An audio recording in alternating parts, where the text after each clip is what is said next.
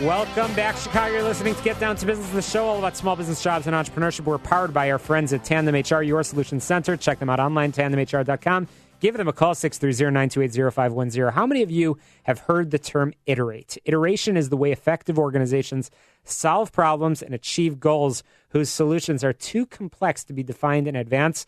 My next guest has been featured on CBS News, Fox Business News, and the New York Post. Ed Muzio is the new author of Iterate. Run a fast, flexible, focused management team. Ed, welcome to the program. Hi, Shalom. Thanks for having me here. Absolutely. So iterate is a term that I think about often, and you have shared a lot of solutions and a lot of studies into that concept of iteration. What set you on this journey? You know, I started out working as an engineer, and I pretty quickly figured out that I was the tech guy who was a little different and started to get into what actually has to be happening in teams and groups and in management for things to actually work. And fast forward from that about almost a couple decades, and I found a mentor and got into psychology, sociology, organizational design, things like that, and put this thing together that I had learned from others and kind of recompiled it that says, look, the main job of management has to do not with telling people what to do, but coordinating everybody toward the higher goals of the company. Iteration is to do that and then just keep checking on what needs adjustment and keep adjusting as you go. That's basically the concept and where it came from. Sure. And a pet peeve of mine is often meetings. I find that a lot of meetings are not well structured. I know you share some of this advice in the book, and I don't want to sort of steal all of the secrets, but what advice do you have regarding how to successfully, using the process of iteration, how to successfully structure meetings to enable critical decision-making and ensure commitments are carried out? I know that's a big premise of the book. Well, you know, there's a couple really sort of first tips I would give anybody who's thinking about meetings.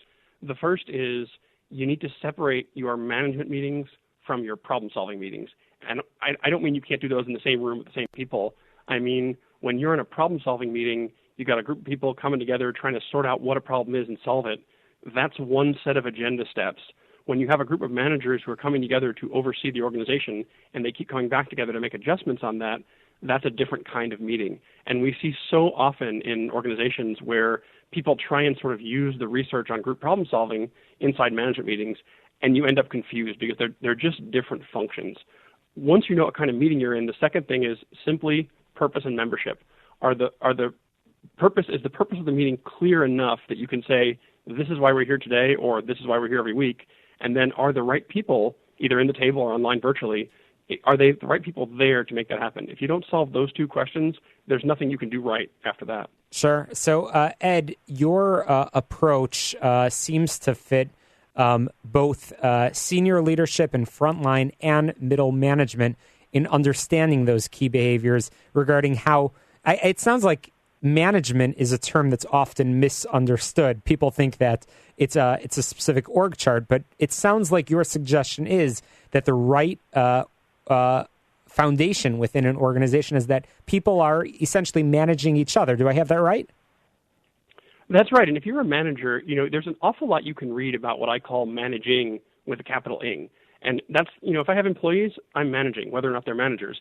I've got to set goals. I've got to incentivize. I've got to keep them motivated. I've got to compensate. I've got to meet with them, deal with issues. That's all really important, and there's a lot of good content out there on that.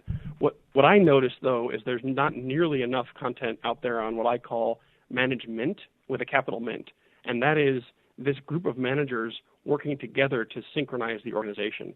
And so that's really where my focus is, to say, you know, if you're managing a team of managers and all you're doing is managing them like they're individuals and not managing them as a management team, then you're just missing a tremendous opportunity to coordinate all the work that you're responsible for.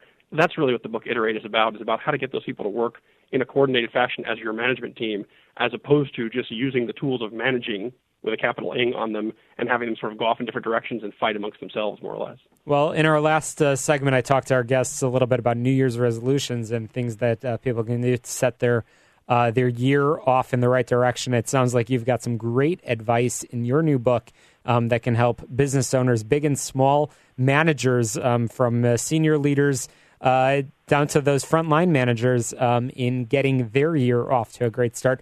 Once again, Ed Muzio, the author of Iterate, run a fast, flexible, focused management team. Ed, where can people learn more about the approach, the Iterate approach, and, of course, purchase a copy of the book?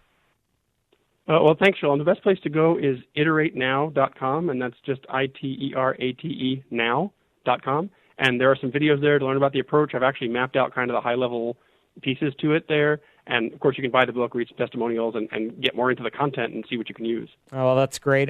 You'll get a lot of great tips and advice, again, about the management structure and how to help your reports, give their reports insight into the ways their work impacts the big picture.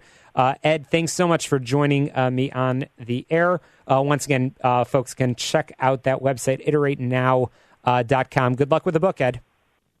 Shalom, thank you very much. Good luck with you. Absolutely. So once again, Get Down to Business is powered by our good friends at Tandem HR, your solution center. Check them out online, tandemhr.com. Give them a call, 630-928-0510, 630-928-0510. Coming up after the break, I'm going to be joined by yet another business owner, entrepreneur. I'm going to be joined by my friend Dan Seinwald here in studio. Thank you so much for tuning in. You can get on my website, shalomklein.com, purchase a copy of my new book, Get Down to Business. That's available on Amazon, on my website, and you can download podcasts from the past 5 years of this show. Once again, that website, shalomklein.com. Be sure to follow me on social media as well. We'll be right back and Get Down to Business.